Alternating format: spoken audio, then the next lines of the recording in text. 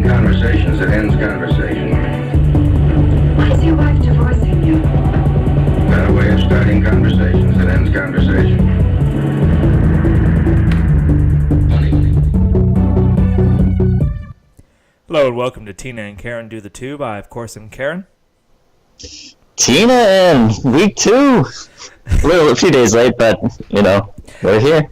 Yeah, you're sounding very enthusiastic, and I'm glad because of it. Damn it, I forgot to get a drink. This is going to be a terrible podcast without a drink. I was just thinking I didn't have a drink during the last podcast. Really? Maybe should I drink something? Ceremoniously, is yes. Ceremoniously? Yeah, but it doesn't have to be. It's a Tuesday. It's different. Yeah, we're back for our second consecutive week here on Tina and Karen Do the Tube. And we're experimenting with new audio. We're talking with Skype right now. Yeah, so far it sounds like it's going too well. We'll know once we upload it, but yeah, already getting better. Week 2. I think so. And it's only going to get better and better. I guarantee it. Anyways. Until we rule the world. I have no desire for that. I do not condone that. And enough of that. So, how's your week been? Before we get into the actual discussion, I just want to talk about a little, pleasantries, just to be nice. Oh, okay. Well, You couldn't hear that, did you? I heard something. Did you play an audio clip? No, I heard something on your end, that's all. Okay. Okay, that's really what are you it's really immature. Don't worry, you'll hear it when you listen to the podcast when we publish it. Don't worry. My point being, okay. I took a chance for an immature joke. Go ahead. How was your week? Well, my week's been good. Unfortunately, it was a little rainy this weekend, and so that kept me inside. But I caught up on a lot of TV. Finished Dexter. All 8 seasons. Not as nice. Yeah. I wanted to compare the worst all-time series end to Game of Thrones series end, and just kind of wanted some satisfaction as far as how bad a series end can be, or a good series, I guess. That would be a good discussion for a separate podcast, but I think that is good. Worst series endings. And actually, I've always wanted to make a video of I was going to make like a top 10 video of all the best finale episodes that were not a finale. Do you know what I mean by that? Like, shows that went way past the point where they were done. Like, there was a logical conclusion, and it kept going. I wanted to make so it would have been a natural ending point for the series, but they just kept going. Did you ever see the show Scrubs? Yeah, I don't think I ever watched it from beginning to end sequentially, but yeah, I've seen a lot of reruns and everything. Well, Scrubs is my actual my go-to example of a show that had a perfect finale, and then they kept going. That was the main problem. In fact, there was the episode. I don't know which season it was. It might have been season 7 or season 8. I can't remember. But the season that was supposed to be the last season, the final episode of that season was called My Finale. And then the next year they decided, let's milk this a little more. Let's have a whole new season. And it was terrible. Really? Yes. No, I'm serious. And it's really disappointing because Scrubs is one of my favorite shows of all time. It's hilarious. But it went one season too long. And so I always wanted to put together a video of just the top 10 shows that had that the top 10 episodes finales that weren't the finales. But that would be interesting. We could do some research into that maybe down the road. I think naturally my mind comes to The Simpsons. It feels like it should have ended years ago. Well, the only problem with that, if not at least a decade ago.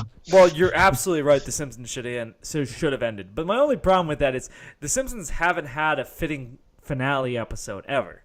Can you tell me what episode they should have ended on? I mean, we all know it's regressed and been diminishing quality, diminishing returns, however you want to say it. We definitely know it's getting worse. But can you point to an episode where it said, this is the high point, we should have ended there? Flanders dies. Flanders dies in an episode? Or are you suggesting that for the finale?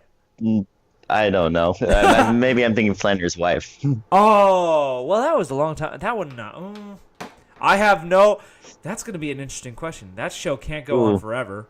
How is it going to end? I can't, but it's going. It's like a zombie show just the show that never ends. All right. Okay. I think maybe because it doesn't have like a real story arc. There isn't anything that would be great to maybe end it on. I don't know. Well, actually, typically people criticize The Simpsons for a show that actually, even every single episode doesn't sort of follow a flowing narrative.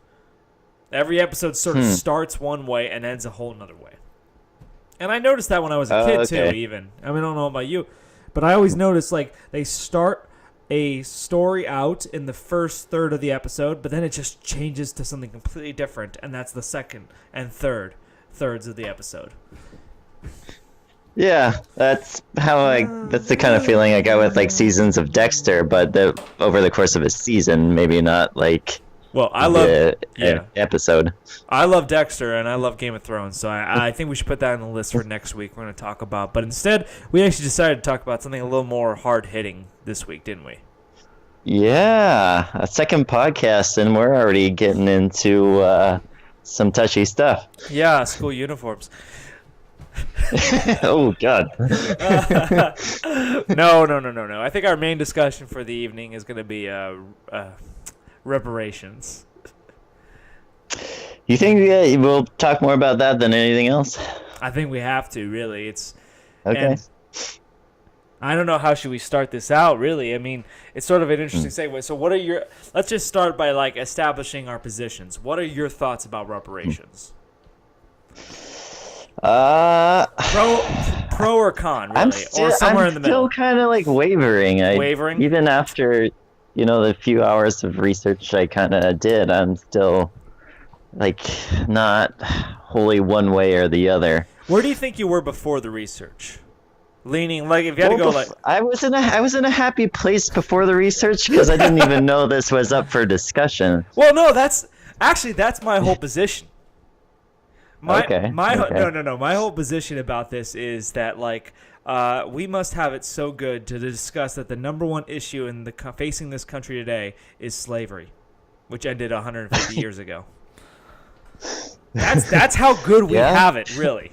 I mean, there are serious. That's my position. It's like we have serious issues to talk about. We have healthcare, we have education, we have climate change, opioid crisis, immigration, radical Islam, tons of real issues going on. And all of a sudden, like, I saw like people debating like reparations, like that's the number one issue right now. What the fuck is going on? Slavery? Hey, where the hell did this come from?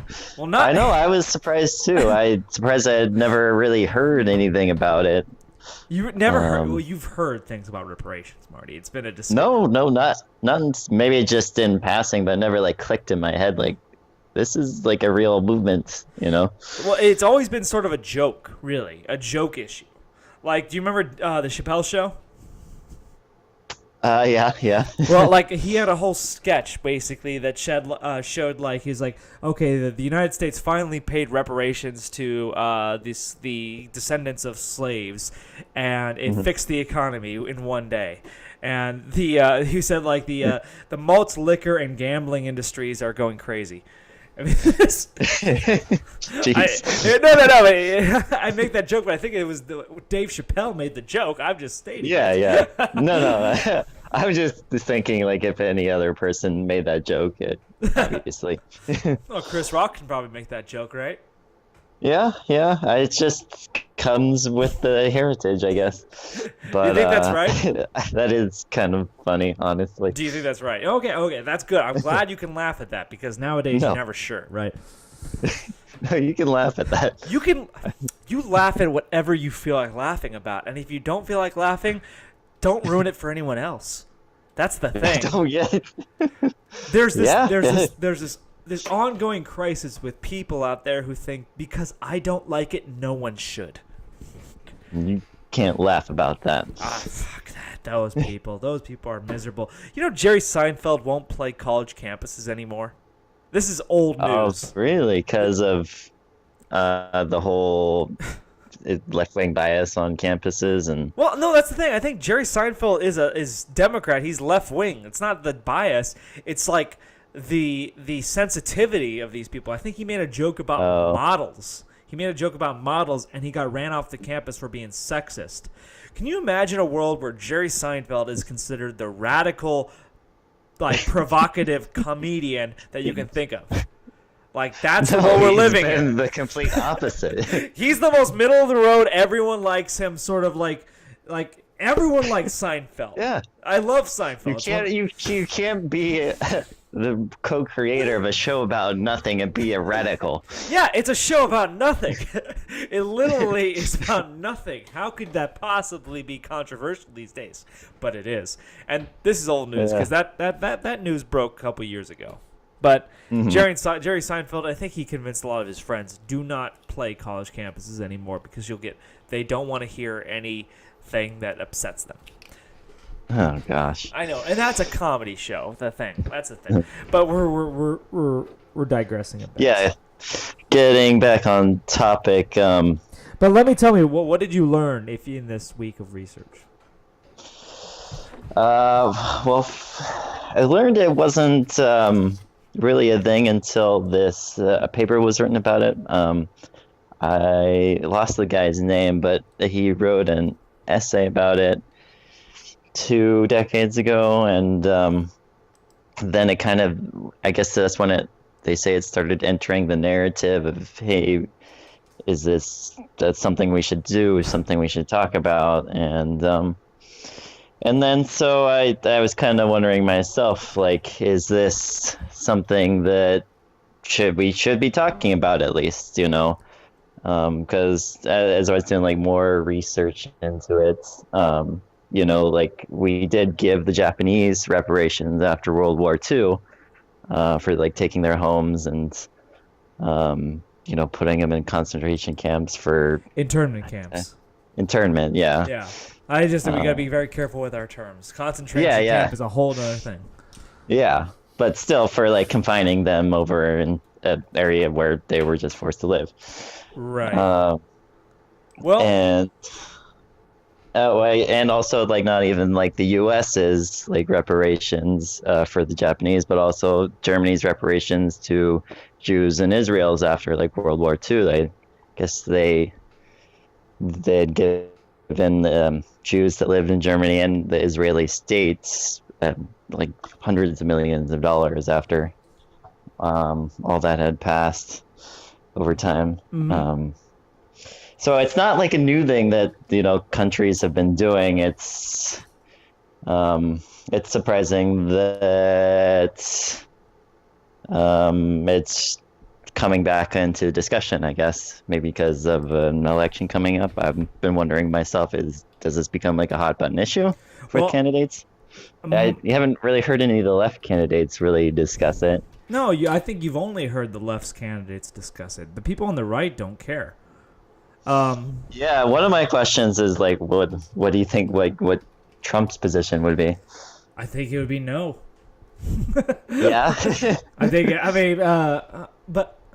Well, to be fair, this wasn't a long-held position on the left for a long time. It's been sort of seen as something of a joke position.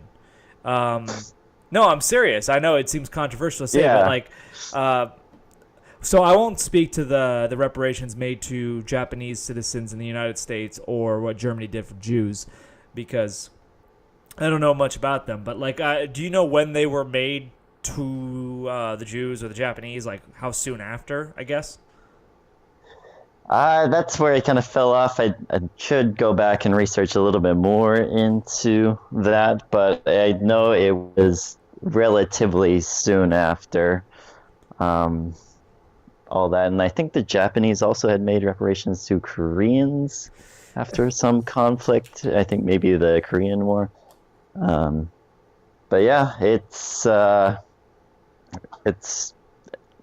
thing, and I'm surprised because it's coming up in. They're at least having discussions about it in Congress right now, whether they should be talking about it. That's why it keeps popping up in the news. Well, I take a more cynical approach. I think that they're bringing it up because we're in the midst of an election cycle. And you think that it could be a hot button issue? No. I don't think it's a hot button issue. I think it's pandering. Okay. No, I really do, because I think the Democrats realize they're losing the black vote, and that's not good. Are they?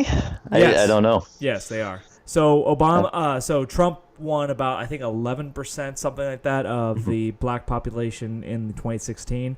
I think his approval rating amongst blacks right now is something about 22 to 24%, roughly. So it's doubled. It's doubled over the course of the last 3 years. And that's not good, because that could sway the election. And interestingly enough, the only candidate that black people support more than Trump right now, it looks as to be, is Biden. But Biden is being heavily criticized for being something of a racist. Like, where are we? Why is Joe Biden a racist? Like, seriously, no, because he's an old white man. That's pretty much all I can say. It's inherent, I guess. Well, I don't even, white man of his generation. Well, I think that they're just criticizing him on that because he's seen as too moderate, which is crazy. Joe Biden was a voice of the progressive movement for decades prior to the last 3 or 4 years, where progressive has gone off the tracks. But that's the problem with modern day politics. I think you're hearing more and more of the extremes and less of the moderates. Is moderates good? Not really. I mean, it's basically no one gets what they want. But we get something it's lukewarm porridge. It's the tyranny of the status quo. The tyranny of the status quo, yes. as the founding fathers would like to have it operate. Well, yes. Well, I don't think the founding fathers like the status quo necessarily, but whole another discussion. But what was it? I was about to say something really important. I think reparations are a very negative thing. I think that the Democrats are pushing it because I feel like they feel that they're losing the black vote to Trump. Reparations is just a terrible idea in the sense that it blames people for crimes they didn't commit. Okay. Specifically white generations that had nothing really to do with... It doesn't necessarily need to be white people. That's the thing. That's how it's framed right now, is white people owned black people. That's how slavery worked. That's not how slavery worked, though. Slavery, for one, has existed since pretty much Mesopotamia. It goes back as long as human civilization exists. Now, the common argument I hear in sort of to dismiss all the rest of slavery and to talk about the transatlantic slave trade is that this is chattel slavery. This is treating slaves as property, because in the past you sort of saw slaves as indentured servitude, that they worked for you for a specific period of time, but they were still free men at the end of their service. They weren't owned for life. But interestingly enough, and I sent you this article, the first slave in the colonial days who was deemed a slave for life and property of the slave owner, a man named John Casor, was owned by a man named Anthony Johnson, I believe. Anthony Johnson. We got to confirm that. It just pulled up the article. Anthony Johnson. And Anthony Johnson was black. A free black man. A free black man. So yeah, Anthony Johnson was brought to the United States as a slave. He served out his indentured servitude and was granted his freedom. And then Anthony Johnson started his own farm, and he purchased slaves, and he bought a man named John Casor. John Casor thought his indentured servitude was over, and at the end of his service, he wanted to leave, but Anthony Johnson basically said, "No, you're my slave for life." And that was the first instance in the British Empire where they had chattel slavery, which ironically was created by a black man. Yeah, I mean, we could dive into the history of it, and certainly African colonies didn't help the cause by essentially selling their own. Well, something like people. a third of black slaves in the United States were slaves in Africa. Mm. So it's not like slavery is something that's specific to European colonies. And furthermore, if you want to talk about like countries that benefited from slavery, the United States doesn't even make the top three. Brazil is where the vast majority of slaves from Africa went. And I don't think we look at but like, see, some of the argument is based on like the fact that the United States is successful and prosperous today because of slavery. Mm-hmm. That's the narrative. Brazil got the vast majority of slaves, and Brazil is far poorer than America in comparison. Very poor compared to the United States.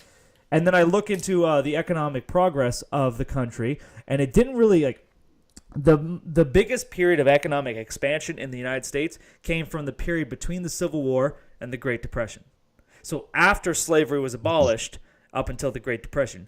In that period, we had home lighting, home heating, home plumbing. We had public utilities. We had radio communication. We had telephones. We had a vast expansion of this economy and technology.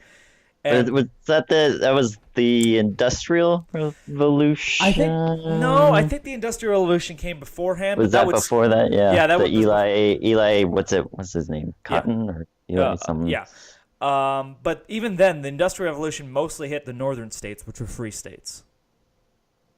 So this narrative that that the United States owes its prosperity to slavery, and therefore we owe a debt to the sons and daughters of former slaves, is just that. It's a narrative. It's not true. Okay. Yeah, I mean, I don't think you could make a big. You can make an argument, but I don't think especially if you want to do comparisons, like the U.S. benefited the most from slavery. But to get back to reparations, around that time, around the Industrial Revolution, I mean, we have to bring up the reason why they didn't have reparations in the first place.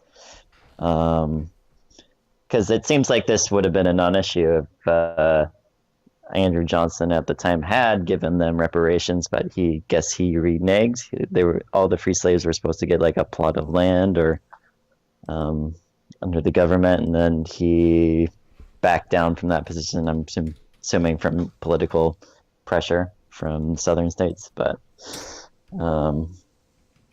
given that happened and then nothing subsequently occurred. A lot of the argument for reparations now is that poor black people and people in the black community that have higher than normal jail and higher than normal drug abuse rates and broken families. The result of that is because of them, maybe because of black slaves not getting reparations, and then the whole. Was the period after the Civil War, the I can't remember the term. When the blacks basically had to get their civil liberties back, right? In a sense, yes. But that's the thing that like you want to point to the fact that they were denied reparations as the reason why they're unsuccessful today. I would say the reason why they're unsuccessful today is because the rate of single motherhood in the black community. That has nothing to do with reparations, whatever. Like the single motherhood rate in the black community is something like 73%. It's ridiculously high. Yeah, I don't know why that is, but it's a thing. I think it's because Lyndon Johnson targeted black communities with his Great Society Act. Do you think black people in the U.S. would have been better had their ancestors had reparations back then? I can't say for certainty. Would they have a better standing? Perhaps. But all I can say is that, like, if you look at the rate of black poverty and black home ownership and black professionalism, blacks in high-standing positions, the rates at which they were achieving this were at the highest during the 40s and 50s. prior to the civil rights movement. So like they were, so their home ownership rate was near equal to white people around 1960, and it's been diverging ever since. And that's the thing. Like, so you got to a point where you're near equal, black man, white man, and something happened in the 60s where they diverged, and white people did better and black people did bad. I don't think reparations from 1860 has anything to do with what happened in 1960 when black people were, I'm not going to say equal to white people at that point. Obviously, there was prejudice and segregation, but economically they were doing better. The poverty rate was dropping significantly in the 20 years prior to 1960, and the employment rate and the home ownership rate were dropping at the same rates. So I don't think reparations made the difference. Promising something, because even the black people from the 1960s didn't know anyone who was a slave. Oh yeah, now even going into like 2019, we're more than a few generations removed from that, and but that's sort of what we're always fed, is the narrative that like white people owe a debt to people of color in this country because white people have done so much wrong. I would say find me a country where people of color have it better than the United States. That's true. That did come into my mind when I thought about this issue. It like anywhere else, maybe for parts of Europe, yeah. The thing is about it's the same, if not worse. The thing with those countries in Europe, and I will give them some credit, they were all voluntary immigration. No one was brought to Europe. The slaves went to the New World. That's one of the problems with the Western Hemisphere. So a lot of the people of color in the Europe are voluntary immigrants. And if you look at the Nigerian American population, they do better than the native population. Like, seriously, better. Education, better. Income, better. Crime rates, better. They're doing better than the majority white population in the United States. Which, to me, actually screams at this whole idea that, the idea that America is racist or something is ridiculous when you can't distinguish a black American from a Nigerian American just by looking at them, right? I don't think so. I don't think you would be able to. You can definitely tell a difference between an African and an African American. If by culture, start talking to them. Yes, exactly. But that's typically not to do with the color of their skin, which is what racism is all about. Yeah, more of a cultural thing. It's a cultural thing, yes. And Nigerian Americans do really well in this country. That's the thing. So that's one of the... I look to Nigerian Americans as one of the main reasons America is not a racist country. We have problems, for sure. But as a whole, I don't think we're evil, which seems to be the predominant narrative nowadays. Yeah. Do you think this whole reparations thing, it somehow connects with the Black Lives Matter movement, or do they naturally attach itself to each other? Or? I don't think that they're connected, other than the fact that they're both led by Marxists. But I don't. Other than that, they're from the same framework, the same political framework. Other than that, I don't think they're that connected. I think, like I said, the whole drive for reparations is mostly Democrats who are panicking that they're going to lose in 2020 to Trump. So they're just trying to find any issue that might resonate with black voters. It's still very popular amongst black voters, reparations. Yeah, so they're just...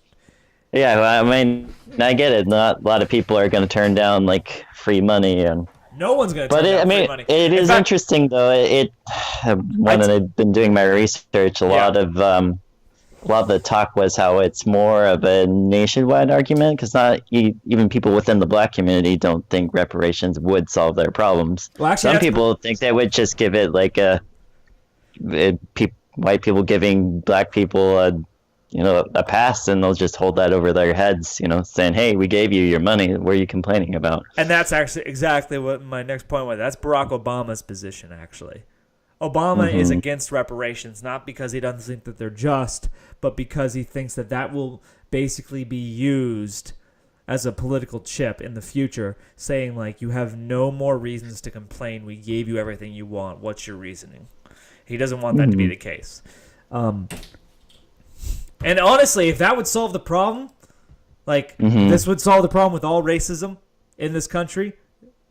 I still wouldn't do it because it's ridiculous. I looked up this article and I sent it to you from the Black Agenda report by Dennis Rancourt, and he calculated what the cost of reparations would really cost this country.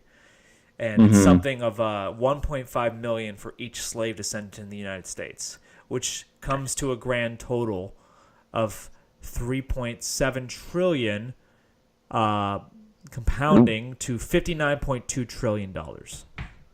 It would cost, which is more than 20 times the annual revenue of the United States government.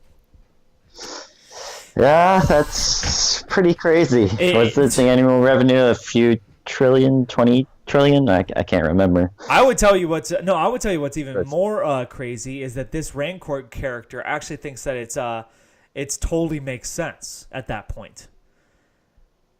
He really? says to still give away that much money. I'm saying, I sent you the article, but if you read the article from what he wrote, he says like, well, the United States could easily pull this off. He says the annual GDP is 15 trillion. They could pull this off in a few years. Yeah, if every single fucking American in the country was dedicated to spending every single one of their dollars towards reparations, that would never fucking work. But like that is your idea of like how, and that's not just for 1 year. That's multiple years you would have to do it for. Now, and you know what's going to happen. Not all at once. The counter argument to that would be like, well, my great great great great grandfather didn't want to work for free either. Yeah. Yeah, very true. That's a fair counter, actually. It's just I don't think that's a way we progress forward by constantly looking at the past. That's all. Yeah. To add to like how if we were to go through with reparations, what would be like the remedy? The guy who originally wrote the essay, I wish I could reference his name, but no, that's okay. Yeah, he actually advocated for like a much smaller thing where money would kind of go into a public trust and young black kids could use it for like education or something like that. It wasn't like a something where every black American would get like Pell Grants. Like grants or a public like a fund or something like that. It wouldn't be like a cure-all, I'd say, for any sort of financial situation. Well, the thing is that this guy Rancourt actually calculated the actual costs. He used the minimum amounts for everything, the minimum wage for the minimum amount of hours they spent, compounded by the minimum interest he went that rates. Deep into it. No, you should read the article. And he used the minimum amount of compounding interest annually, and he said the minimum amount due is $59 trillion. So even if we were to actually set up this education grant for for future black Americans, you would still have many people out there arguing that it's not enough because they'll point to this figure and say, well, it's still not enough. Okay. It would be something that would doom society for generations because it would never be enough. Yeah, a lot of the argument into reparations is if we did, what would suffice? From a practical standpoint, it doesn't seem like that position would work. Some people have even argued for like a more symbolic thing, like to pass something saying, "Hey, we messed up.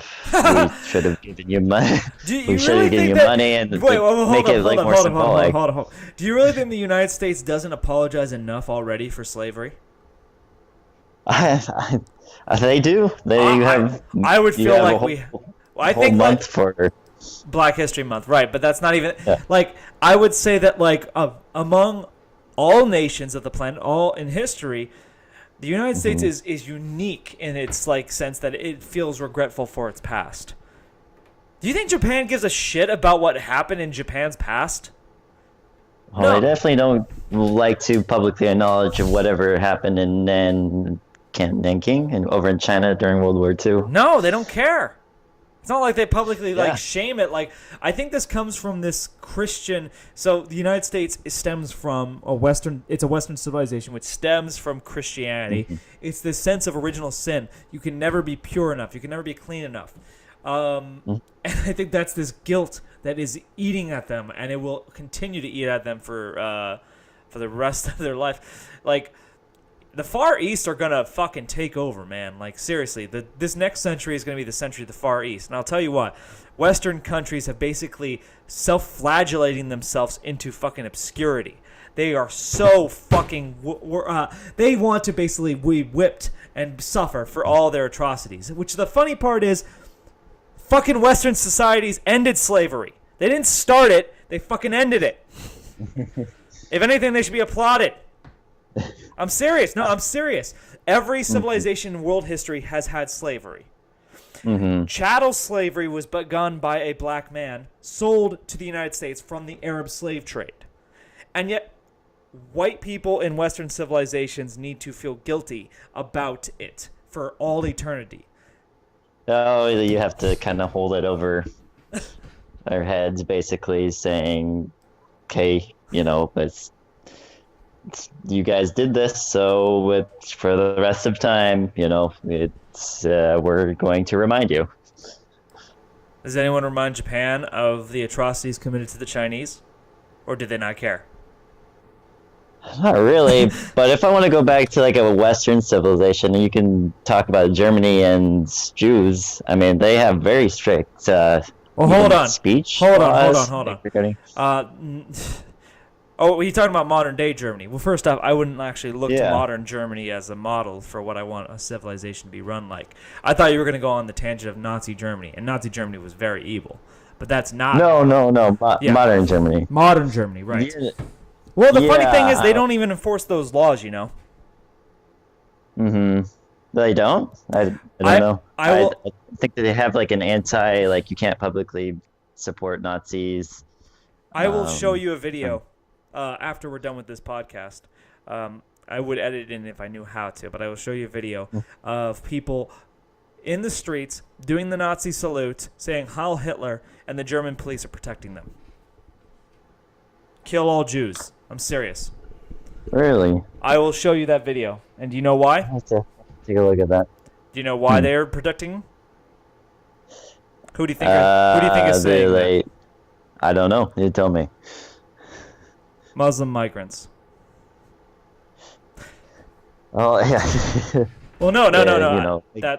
That's the case. I will show you the video, and you'll have a new perspective on it. But the German police are protecting Muslim migrants, shouting in the streets, Heil Hitler, kill all the Jews, while doing the Nazi salute. That might change my perspective a little. Definitely, you'll have to show me that afterwards here. Yeah. But I think we're kind of spent a lot of our fuel on this subject. Unbelievably so. Yeah. At least our limited knowledge. So I guess how do you want to wrap this one up?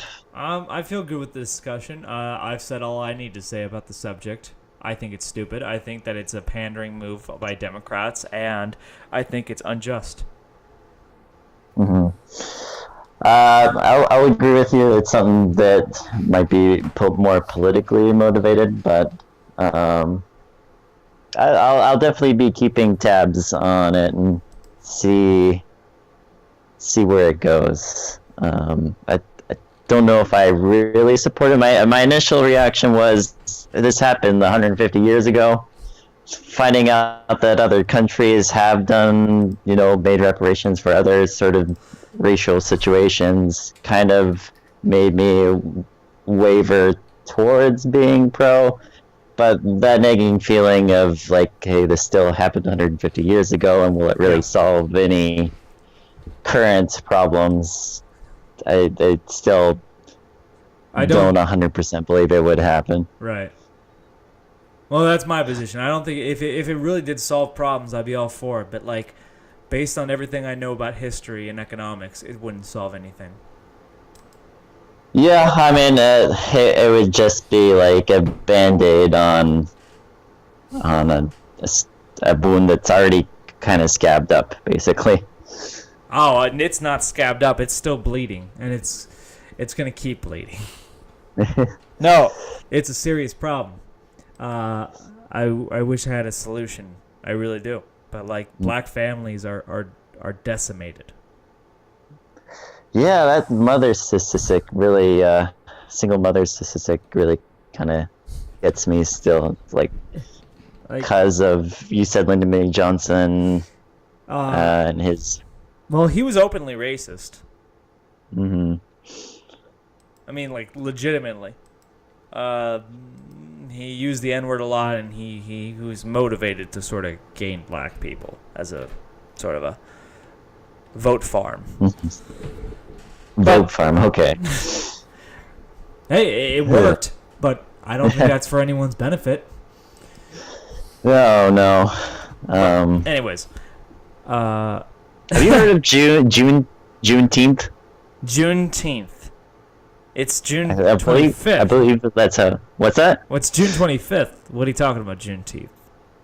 Juneteenth. Spelled Juneteenth. Juneteenth. All right, I'm gonna look this up. It came up in all my reparations research, and I had never heard of it, but then I kept seeing it on the news kind of pop up, like Happy Juneteenth. Holy crap! Like, I type in June, and the first thing that comes up is Juneteenth. Like, Really? is it that popular a thing? What the hell is this? I've never heard of it before. No, but it's the first thing that pops up in Google. Yeah. Apparently it's a holiday that it's specifically for the abolishment of slavery in Texas in 1865, but it's supposed to be an all-encompassing holiday for the abolishment of slavery. On June 19th of 1865. It's certainly something worth celebrating, no doubt. Yeah, I would be. I'm surprised I haven't heard of it before, and it's not like a bigger deal. I guess it's maybe a bigger deal in southern states. Yeah, I would imagine. Yeah, I thought it was interesting. All right, we have one or two other small stories we want to cover before we end this discussion. Yeah, we got the heavy lifting out of the way. Heavy lifting. That was well. In leading up to this discussion, we both knew that this was going to be a less. It's not light by any means. Mm-hmm. It's a heavy discussion for sure. Yeah. Yes, certainly not ones that we would or should take the mantle on, but I think something we should voice our opinions on and do our due diligence to. Absolutely. Yeah. I think everyone should always voice their opinions. No doubt. Like, I don't care if those opinions are terrible. I think that the most important thing is to voice them. Let the free flow exchange of ideas, let the free market of ideas decide what's best. There's this free market of ideas, the internet. Well, the internet. Well, hold on. That's our next week discussion, I think. There we go. No. That's our next week big discussion. That's our segue. Because I feel like, oh shoot, the internet is no longer the free platform that it used to be. And well, anyways. Increasingly more and more gatewayed. No, it's terrible. But that's a whole other discussion for a whole other day. I think we were gonna just talk about a few other smaller like issues, things that are like lighter that people can actually. Yeah. Maybe I don't know if we should have done this first, but it's worth. I wanted to talk to you about dieting. Briefly. Okay. Well, okay. Oh, tell us about your personal experience. Okay, right? I had a shitty personal experience. Yeah, well, to go back to the beginning, how was your week, Jet? My week was a combination of good. I got a lot of stuff done, but I tried something different. That is, my headphones are dying in my ear. But I had so I tried the carnivore diet. You want to explain to people what that is? Yes, the carnivore diet is a very simple diet. It's not hard to figure out. Meat and water. That's it. That's all you're allowed. No seasoning. There's no seasoning either. There is no fruits, no vegetables, no grains, no. Do you have to cook the meat a certain way? Do you have to eat the meat raw? No, not that crazy. There's no supplements. There's nothing. It's meat and water. No salt, no pepper, no nothing. It's meat and water. And the shit. It's not that different from a lot of other diets, really. Which is what about processed meat? No, that's another thing. No processed meat. Okay. It has to be like high fat organic meats. Beef, pork, chicken mostly. And if it's chicken, it's not breasts, which is counter to what most people think. They think breast is a high protein, good for dieting. It's not. It's high fats. That's the idea of the carnivore diet. It's trying to use fat. High protein, high fat, no carbs. Pretty much no carbs. Well, there is no carbs. It's a lot like the ketogenic diet, which I should have started with, which is mostly non-carbs. But you get more variety in food. You can have avocados, you can have butter, you can have cheeses, you can have coconut, and certain vegetables. The ketogenic nuts. I forget, is nuts part of them? Yeah, absolutely. Anything that's high fat, low carb. That's the idea of the ketogenic. It's not different. There are a lot of low carb diets out there. It's not too different from the Atkins diet. That's very pretty much exactly. And I think the keto one has more to do with like ketogens. Certain foods have ketogens, or you go into a ketogenic state. I forget. So the carnivore diet is basically a hyper version of the ketogenic diet, where it's you take away all the other fats that you read about, nuts, avocados, coconut, all those other fats, and you just go with animal fats. That's it. And the funny part, when you read up about the diet, it warns you ahead of time. This is not an easy diet to do. I mean, no diet. Okay. No diet. No diet should be easy. Maybe some easier than others. But. No diet is easy to do. But the thing is, what it warns about this diet is it basically mimics entirely the symptoms of withdrawal. Okay, so you're overcoming your food addiction. Well, the argument behind the carnivore diet is that human beings evolved as carnivores over a long period of time. We like to think that we go back to the paleo diet, but that's only like 10,000 years old. And then you think about like grains. Well, that's only like a couple thousand years old. So the majority of human history was just eating meat of animals. So, and evolution doesn't happen that fast. In fact, grains aren't good for you, period. I think every diet that talks about like low carbs, anti-grain is a good one. Because there's a lot of that certainly grain consumption may have led to some gluten intolerant diseases. Well, I don't know if it was a factor beforehand, but it certainly expressed itself after people started eating. Well, what grains are good for, I think, is it feeds a huge amount of people for a long time. Mm-hmm. That's why we move towards grain-rich diets, because it's convenient and cheap to do. Mm-hmm. But that doesn't make it healthy. If you have the option, don't do it. Don't eat grains. Yeah. I mean, you could make the argument without grain cultivation, we may not have developed as a society, or maybe not in the same way. No, exactly. You're exactly right about that. Grains have done a great thing for us, but we've reached the point. So the thing about the carnivore diet is it's not very eco-friendly either, you know? There's an argument there. Cattle takes a lot more land than agriculture. A lot more land, a lot more water. I've heard the methane argument too for cattle. Is methane is a lot worse for the environment than. Well, yeah, actually, I've looked into that a little bit. There's a difference between grass-fed cows and corn-fed cows in terms of what they produce. Oh yeah, I think you're right. Grass-fed cows don't produce the same. Well, I think they produce the same amount of methane, but they sort of I don't know, what's the word? They not contradict. What's the word I'm looking for here, Marty? They counteract it a bit. they counteracted the methane, or I'm gonna have to look that up later, but there's a difference though. Grass-fed cow is better for the environment than corn-fed cow, but I'd still say it's still negligible compared to agriculture. Mm-hmm. Yeah, a lot of different factors contributing to that. But you want to go on about your personal experience, though? How long were you on the diet? I was on it. Yeah, I was on it for just 3 days, and it was terrible. I couldn't do it anymore. And I'm not saying I won't go back to it later, but I had to stop. It was terrible. I had all your energy was gone. You said you had to take a sick day the other day. No, too? I didn't have to take a sick day, but I felt like I should have. I just felt sick. I felt tired. I felt my stomach was aching. I felt low energy, and I felt like I had the worst headache of my life, like one of the worst headaches of my life, like migraines.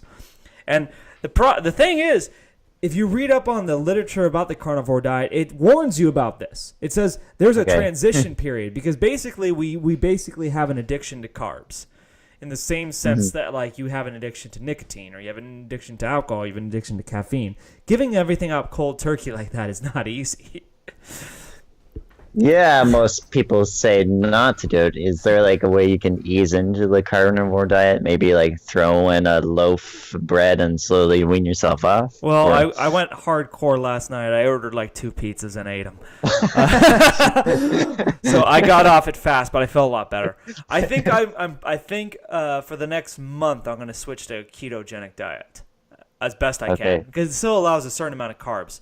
And you have way more variety in what you can eat. Seriously, if you're going to eat nothing but steak and water for 3 days, I mean, you think, oh, if I only had to eat one thing, steak would be it, right? Fuck no.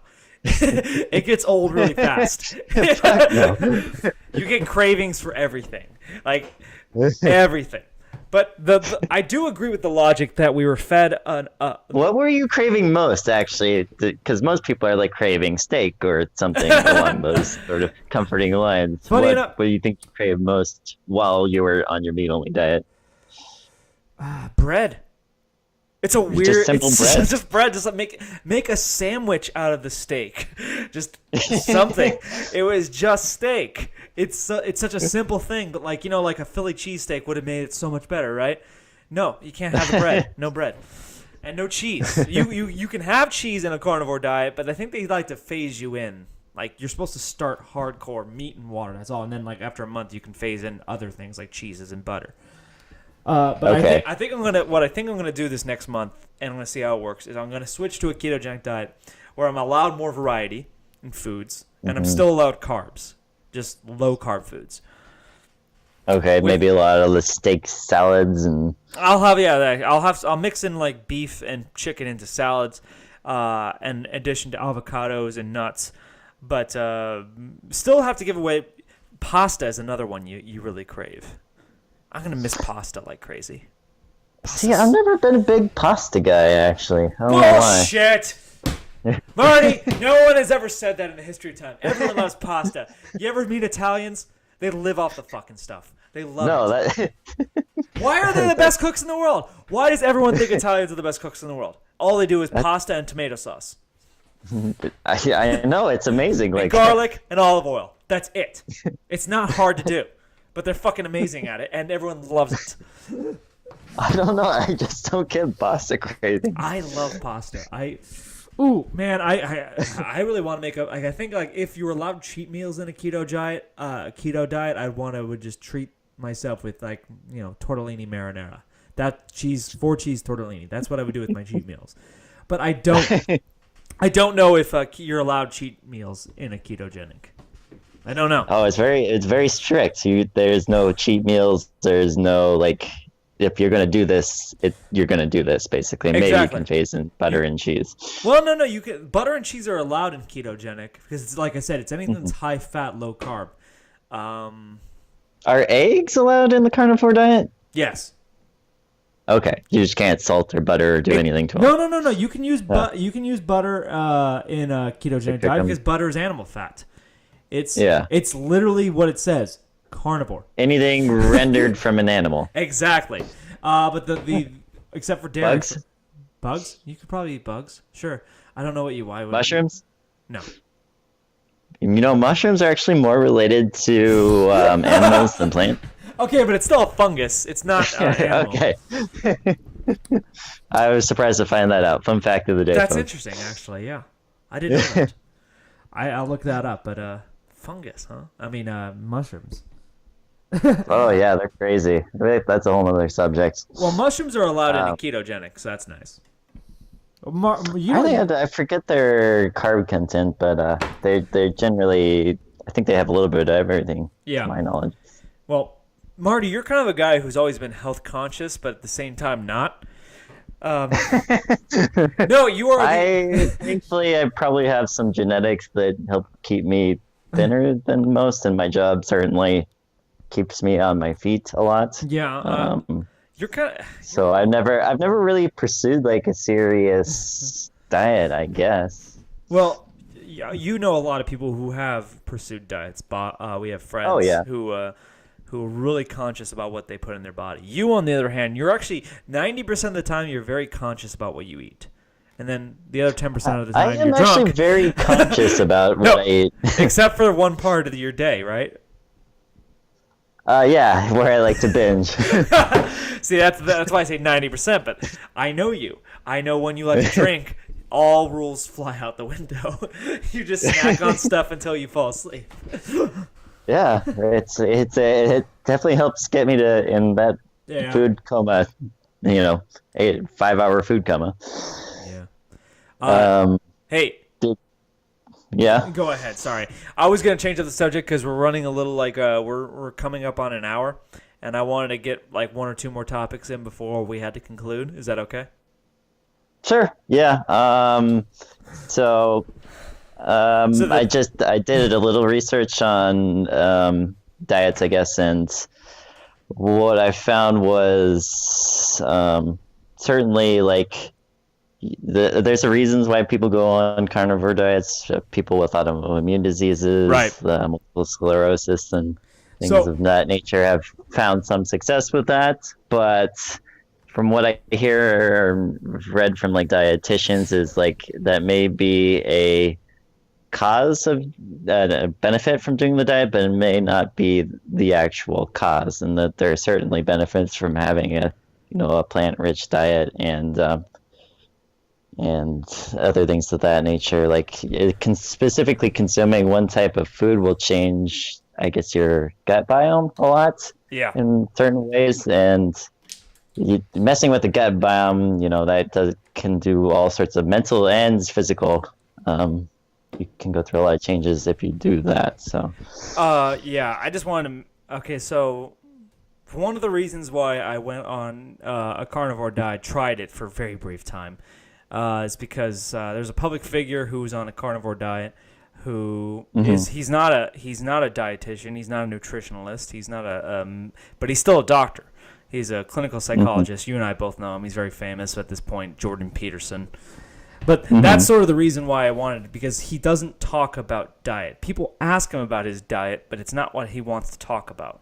He wants to talk about people's minds. He wants to talk about meaning. He wants to talk about people's enriching people's psyches.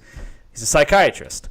Yeah. But the mere fact that I watched his videos, and you go back a few years and you look at him, and he looks unhealthy. He's really overweight. His hair, his skin, everything about him looks unhealthy. Nowadays, 5 years later, he looks younger. He looks fitter. He looks healthier, and I think he attributes that to his diet. And he does have an autoimmune disorder, just like you were talking about. But then I did a little more research, and one of the biggest promoters of this diet is a doctor by the name of Sean Baker. I listened to him on the Joe Rogan show, so I recommend people go out and do that. But he brought up some statistics that were... So you talk about like it's good for people with autoimmune disorders, but people wouldn't want to do it. It's been shown to help with some of those. Right, but a lot of dietitians still recommend whole grains, like it's any better for you. Yeah. I mean, certainly the normal 2,000 calorie a day diet or so is still like prevalent and practiced. And yeah, I want to know how much of that is actually backed by Big Agra. Well, I know. well, Yeah, there's a lot here- of controversy with food studies. So what Sean Baker pointed out, and I researched, I backed it up. I looked up to be true. 100% of people who make it to 100 years are not vegetarian. Not a single vegetarian has made it to 100 years.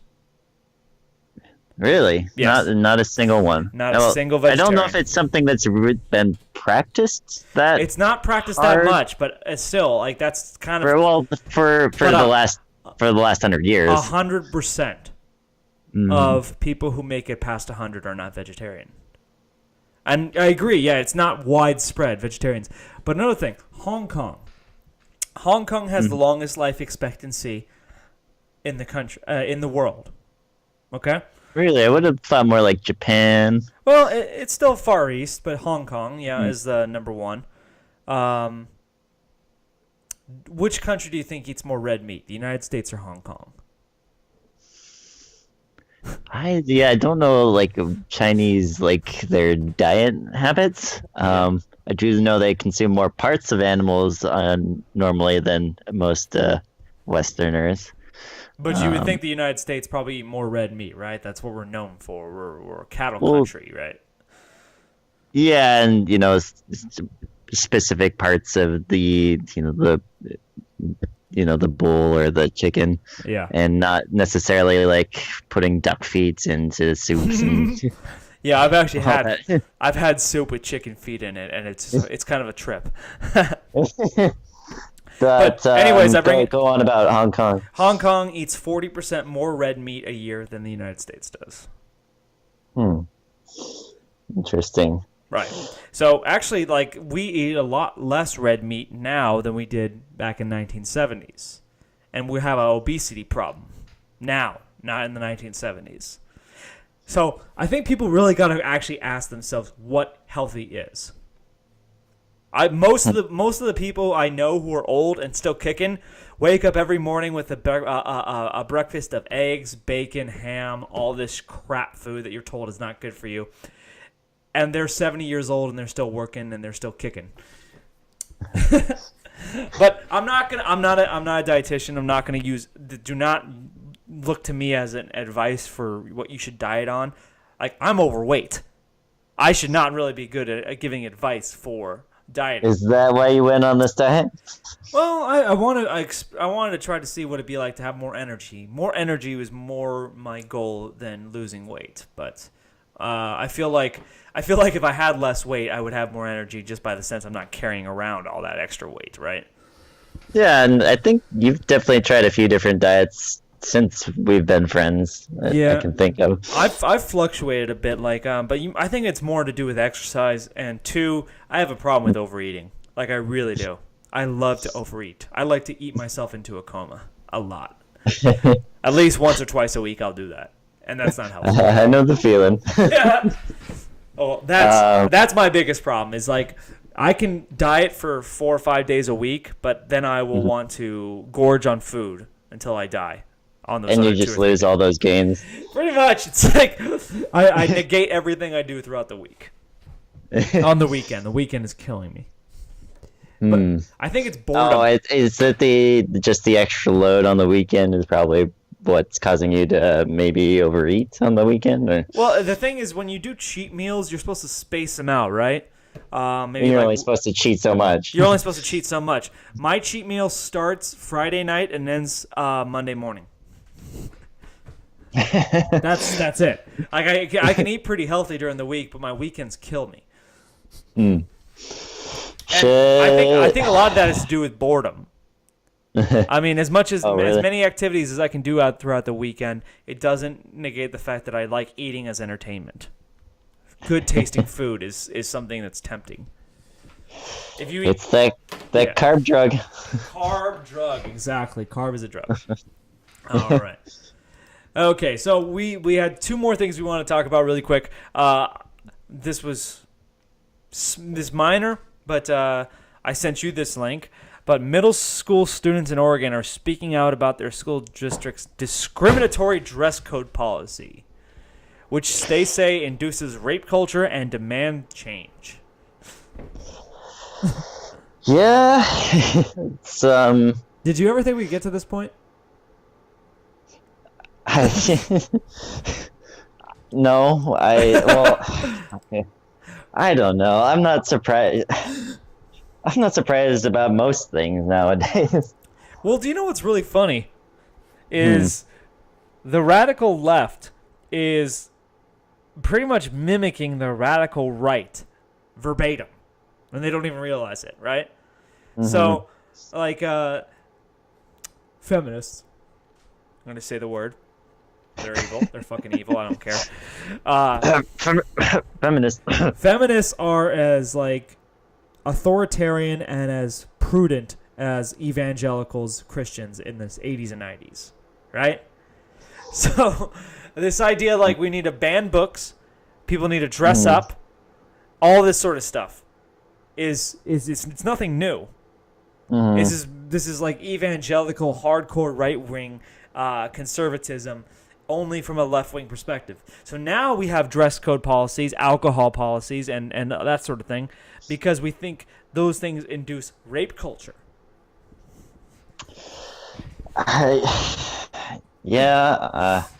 It's weird. Well, the funny part is, how do you have a society of free love, but you can't deal with the consequences?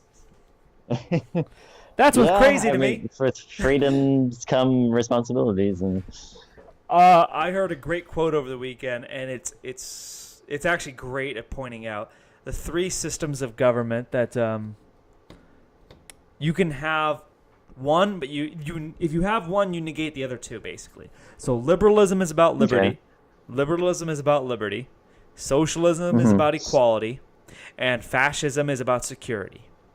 If you want a liberal society, it will never be equal and it will never be secure. If you want a socialist society, it'll never be free and it'll never be secure. And if you want a fascist society, it'll never be free and it'll never be equal. but it'll be secure. Yes, it'll be secure. So that's basically the trade-off. What do you want? What's most important to you? Liberty, equality, or security? Interesting. Yeah, that's, do you know where you got that from? Yeah, I got it from another YouTuber by the name of Sargon of Akkad. Okay, yeah, I've heard the name. I don't think I've listened to any of his videos. He's good. He's British, so he comments mostly on Europe. Funny enough, I know a lot more about European politics than I do about American politics. We'll get to that subject eventually. Yeah, I'm sure. But going back to like this whole dress code thing, right? The kind of like this when you sent me that article, my thoughts went to just ridiculous like dress codes and. Well, that's the funny thing. Like, do you think that there should be dress codes in school? No, not dress codes. Uniforms in school. I would probably say more like if it was a private school, certainly the private school reserves every right to do that. Right, a private school, but I mean, we're not talking. Private schools do whatever they want. I'm talking about what about public schools, American public schools? Yeah, where we live in a liberal democracy, and so we have to abide by certain rules, and certainly. Okay. So how short were they just couldn't wear skirts in that particular article? Basically, yeah, that's what the school. I think the school was concerned about with the female students wearing skirts. Oh no, wait, they were also wearing tube tops, backless, dressless, cutoffs, and were exposing midriffs, which might be going too far. But at what point do you say self-expression is more important than social order? Good question. I've never personally really had to wear a uniform. At least never one being that restrictive. I guess we tried to self-impose uniforms where I work, and it lasted maybe like a month, and everyone just went back to normal, basically. Right. We all got like collared shirts, and I don't know. Just we didn't ever talk about like staying on the dress code. We just eventually fell off, and you might wear it every now and then. But yeah, but the thing about your business is that it's a business with adults. Yeah, this is we're talking about thing. we're talking about teenagers. We're talking about kids, and that's what they are. Teenagers are kids. I know we like to think of them as adults, but they're not. Okay, so should we shield kids from other kids? Because out in just a regular public setting, you can wear a skirt, you can wear a, Yeah, but I think when you're in school, okay. So I'm gonna start going down a track that I didn't want to go down because I'm a liberal. I like when people self-express. Yeah, it helps me to know that person. But I also think that social order matters, and I don't want. So I point to Japan as the country that is the best example of social order. They are the most orderly society in the world, perhaps. No, there might be there might be one more I can think of. I can't. Now they're aggressively authoritarian, but not from government. That's the interesting thing. They're aggressively authoritarian through their social norms. Everyone knows their role that they're supposed to play. Social customs are very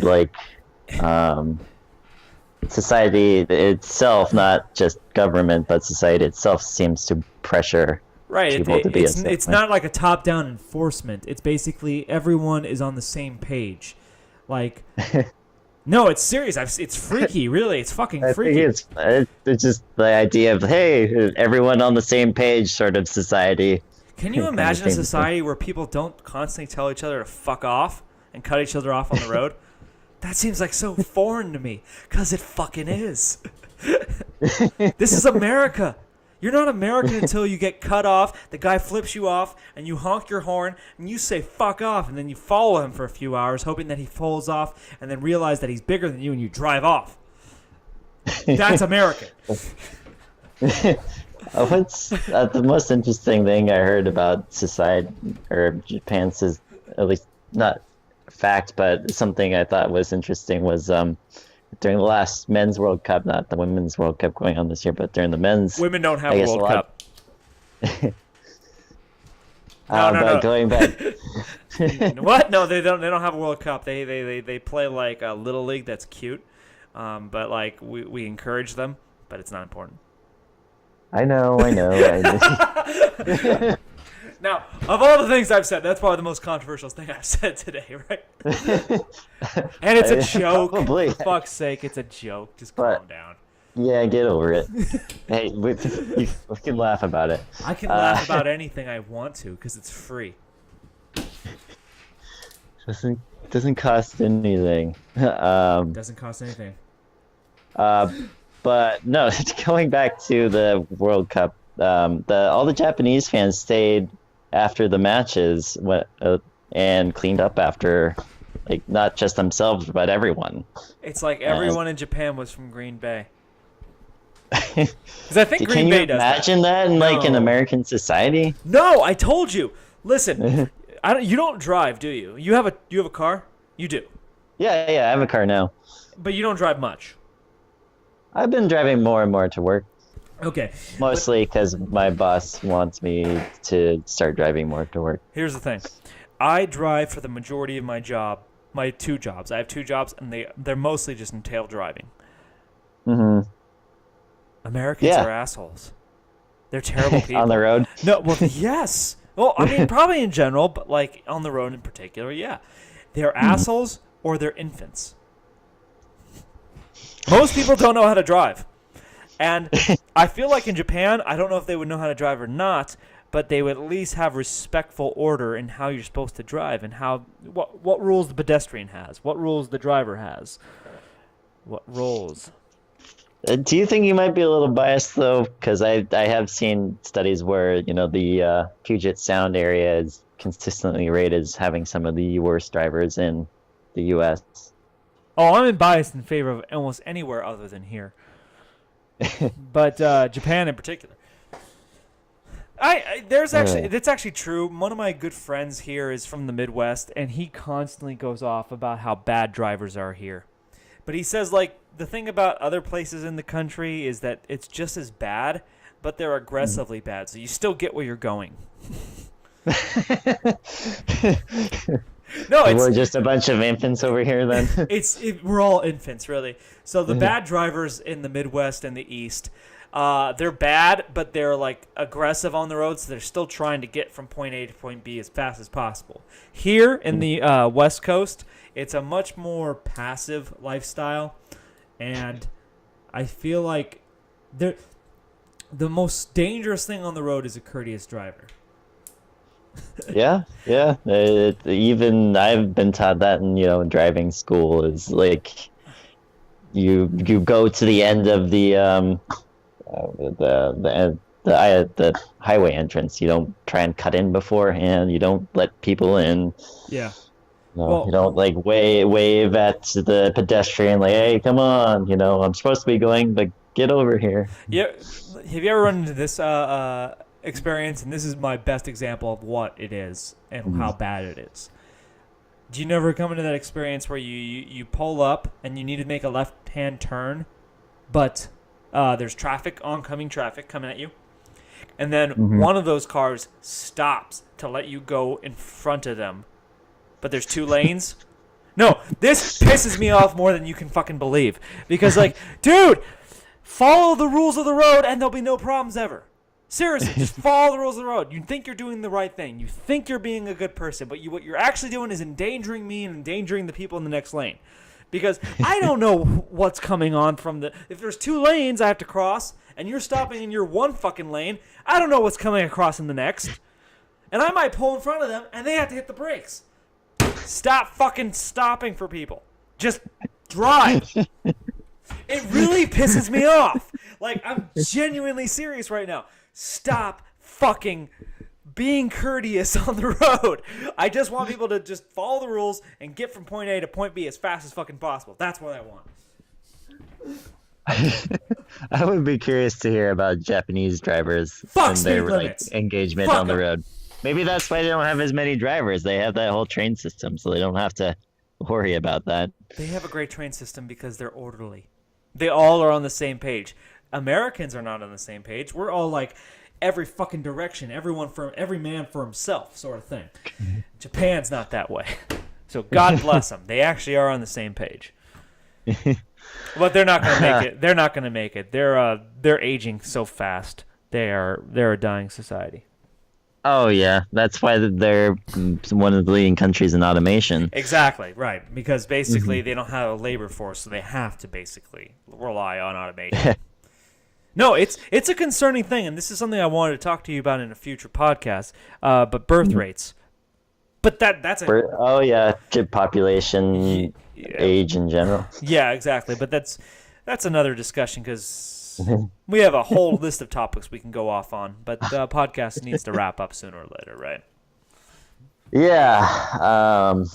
So you think this whole skirt thing is more of it is definitely a societal thing, and it wouldn't be an issue over in Japan because everyone seems to just be on the same page, and exactly. Over in Saudi Arabia because Saudi Arabia is the negative example, but it's the same basic idea. Yeah, I think societies with a lot of in-group preferences basically are okay with lacking in self-expression. But we're a liberal society, right? So we believe in self-expression. And I don't want to do away with that. I would just prefer more people use their self-expression responsibly. And showing your midriff when you're 15 years old is not responsible. It's stupid. I'm serious. At least in a public setting? Or what if there were kids hanging out? Would it be a responsible thing? Or yeah, when people are on their free time, I would encourage them not to dress that way. But it's not the same thing as in school. School, you have a purpose, right? You're there to learn. Yeah, there's more of a collective reason that you're all there. It's not to show off your puberty. Exactly. You have an individual goal and a collective goal. Everyone's on the same page. When you're off on your free time, you go into a coffee shop with your friends, dress however you want. Like I said, if I had a daughter or a son, I would encourage them to dress responsibly, modestly, whatever. But But I don't think people should take an interest in what teenagers wear to a coffee shop. At school, it's a little different. Yeah. It's like, I know you don't go to church, but like, how would you encourage your son or daughter to go to church? Dress. Would you want a them? nice Catholic schoolgirl's uniform? You know you're talking about your daughter, right? Oh. Oh, that's the sound clip. That's the winner. You said like what sort of uniform should I just said how would you want them to draw? I just said like at a and church. my mind went straight there. I know exactly where your mind went, and exactly when it's exactly where my mind went, except I didn't say it. If it was my daughter, Yeah. probably would not encourage her. Well, look at do you know this upcoming artist named Billie Eilish? I think her name is. Oh yeah. She kind of like popped out of nowhere. Well, she's been around for a couple years. Apparently, I just heard about her recently.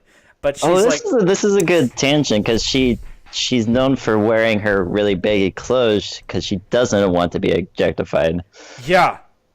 That's true. And someone on Twitter actually they got a picture of her, just that seemed like a private picture, or something like that, where she's just hanging out with someone, and it shows like her tank top and her midriff, and then I guess a lot of people on Twitter are calling that person out for objectifying her. Well, basically, I think she had the right idea. I mean, like, it's a shame that she has to feel like she has to hide her body, but better that than she feels like she needs to flaunt it, right?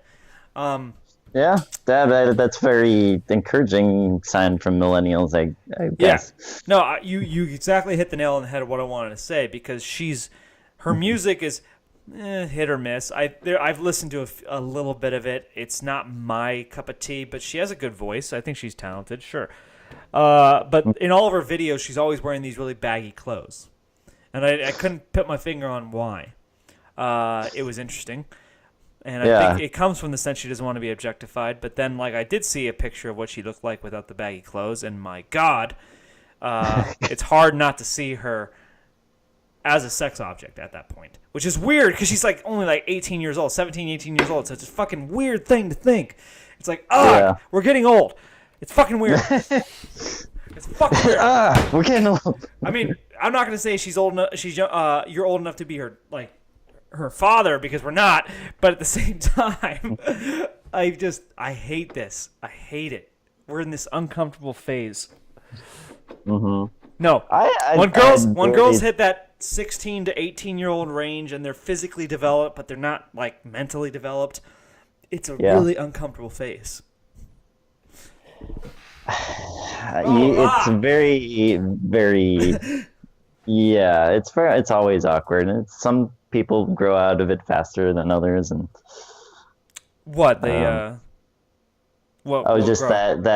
that puberty phase, I guess. Well, the brain doesn't fully form until 24, so it lasts a lot longer than they think. They feel like they're maturing, but they're not. You think they should raise the voting the voting age? Age to vote? Well, that's another discussion for another time, but I can see the argument for it, but I don't know. It's very arbitrary, right? Why do we make it 18? Didn't it used to be higher and then they lowered it? Well, no, I don't know if it was ever higher. I think it was always 18. But the thing is, like, an 18-year-old in 1850 isn't the same thing as an 18-year-old now. I think 18-year-olds actually in 1850 were a lot more involved in politics. If I remember reading something about that. Well, I don't know if they were more involved in politics, but they were definitely more involved in society. By 18, they already probably had their first job, and they were in a career. And within their respective communities. In their respective communities, and they probably were on the verge of getting married, if not already married. So yeah, an 18-year-old in 1850 is like a 25 to 30-year-old in today's terms. Or are you going on what an average 25 to 30-year-old would be going through at... I definitely don't think the voting age should be lowered, and people are making the argument for that, and I definitely don't think that should be the case. Yeah, I think I would agree with wholeheartedly with that. Yeah, but I don't know if it should be raised. I don't know. That's a tough one because I see the argument for and against. I honestly, 18 is sort of an arbitrary age, but like we so many things are 18. The voting age. Oh yeah, high school ends at 18. I would say lower the drinking age to 18. Let's make 18 just the age you're an adult. Whether you're mentally fully mature yet or not, you're gonna be like that's it. 18. Well, yeah, that's the whole thing with you can send me to war, but you can't let me drink sort of, arguments. And I think there's a lot of studies that back up that also having a driver's license before you're legally able to drink as well has shown that they're more privy to car-related accidents with alcohol at a younger age than, say, in other countries. Yeah, that's probably true. Yeah. Hey, man, we're coming up on an hour and a half. I think we should wrap it up. It's been good, though. Yeah, a lot of discussion. And a lot of little factoids in there for you. A lot of color. A lot of negative opinions. I get to opinions. hear my sound clip of me talking about Catholic schoolgirls again. Well, I don't care about your opinion about Catholic schoolgirls. I care about your opinion as your daughter being a Catholic schoolgirl. Yes, that's the odd I do one. too, That's very the odd much. one. Yeah. No, that I'm gonna upload 2 clips. I'm gonna upload just the full podcast, and Tina says he would bang his daughter. My gosh! No, it's up, and it's solid. It's so concrete until it gets taken down, which it ultimately will be. So don't worry about that. Okay. You just have to save in your back pocket. The YouTube overlords will always oversee us and always deem us not worthy. So I'm happy because of that, because they know what's right and what's wrong. So thank you, YouTube. Thank you, God. I pray to YouTube every night before I go to bed. Pray to the algorithm. I pray to the algorithm. Sure that it runs through. Yeah. All right, Tina, it's been a really good show, so thank you. Yeah. Can't wait for next week. Whole new topics and everything. Oh, yeah.